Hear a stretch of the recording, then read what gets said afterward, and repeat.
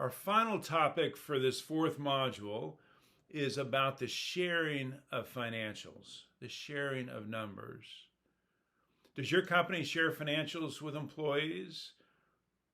My experience is that most companies, small, mid-size, share some numbers, but most of them don't share all the numbers. Most of them share some numbers. And I was similar as a business owner earlier in my career. I didn't share much of anything in terms of numbers with my employees for a variety of reasons. One was fear that if the numbers were too high, they would all want to make more money. If the numbers were not so good, they all might want to leave my company. Fear that if I shared the numbers, maybe those numbers would then find their way outside of my company. Maybe my competitors would see them, or my vendors would see them. Maybe even my customers would get a hold of my financials. I was also fearful that if I shared financials, that maybe my employees wouldn't really understand the numbers, wouldn't know how to apply them. And I find those fears are pretty common among many business owners. Here are two numbers that I think might get your attention. The most recent data that I saw, 47% of employees are unfamiliar with their company's financial performance. Almost 50% of employees do not know how their company's doing in terms of financials, which then leads employees, I find, just human nature, to guess. They guess about if the company's doing well or not doing so well. The second number comes from a study that was done by SHRM, Society for Human Resource Management, big industry group for HR professionals. Here's what they found. 50% of employees believe that their company's net profit is 50% or higher. Think about that for just a moment. Roughly half of employees believe that their company's net profit is 50% or higher. Remember, we looked at net profit as a ratio, and I think I told you the average is between 2 to 5% net profit. Really good net profit is between 10 and 15%, and 20% or higher is extraordinary.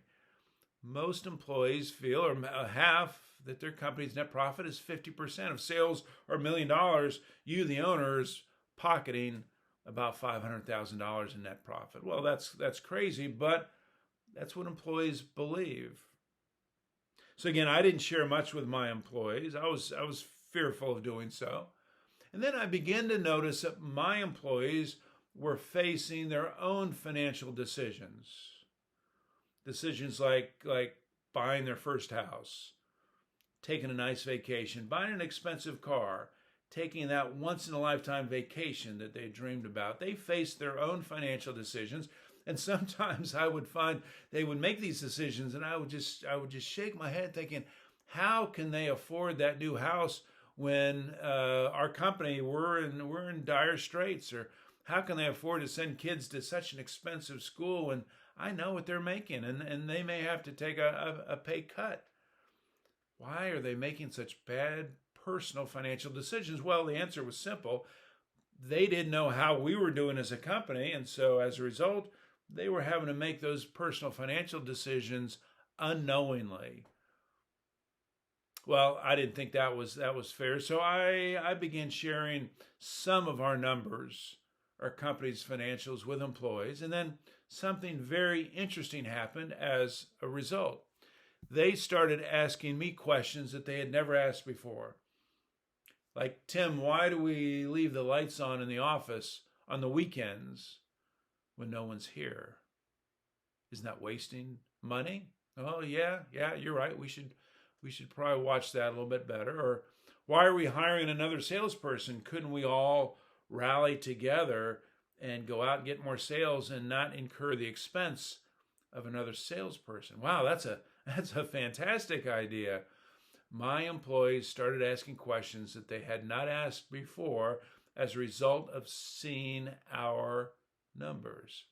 And while those questions sometimes were difficult and the responses hard to share, I found now they were making better decisions of their own as a result. So I became more and more of an advocate of sharing company financials, not only for my own company, but as I began coaching executives and CEOs, suggesting to them that they should share more and more of their company's financials.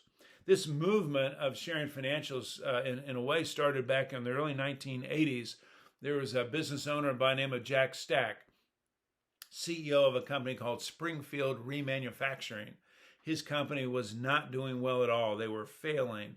A couple hundred employees. Brought them all in for a company-wide meeting, shared the financials, dire as they were, and he said, hey, if you want to leave, now's a good time.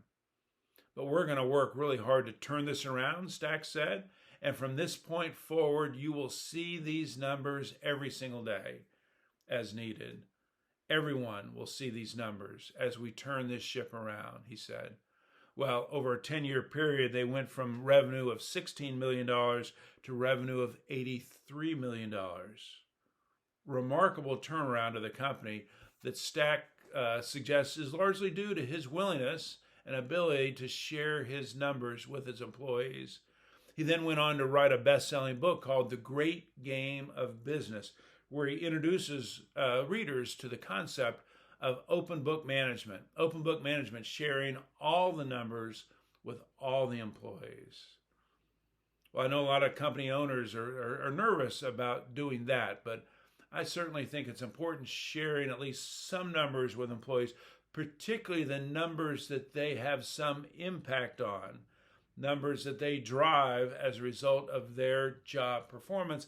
I think that employees should be able to see those numbers. So a couple suggestions that I have for companies as it relates to sharing financials. Number one, I think if a company is going to share financials, there needs to be some training, some education about the numbers. We can't just hand them a set of financials and say, here you go, make sense of these. No, we've got to provide some education about the numbers.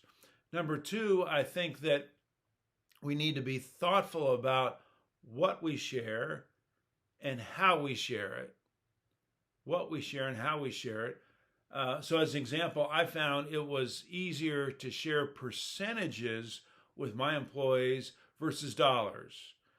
I could say, hey, we need to add $5 million of revenue, or we need to increase revenue by 20%. And I found it was just easier for them to grasp, to understand percentages than dollars. They would get lost in the zeros if I told them, the dollar increase in revenue.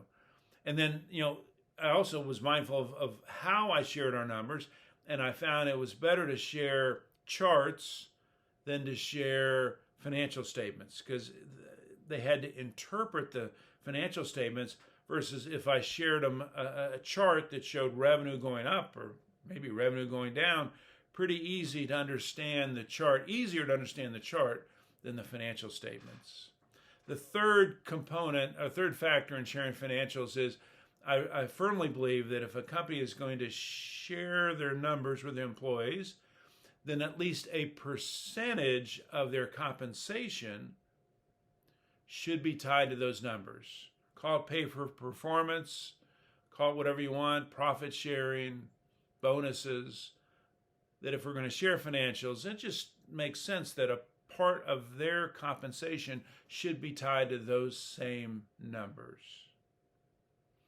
When we come back for the last video, I'm going to share one of my favorite stories about sharing financials with employees.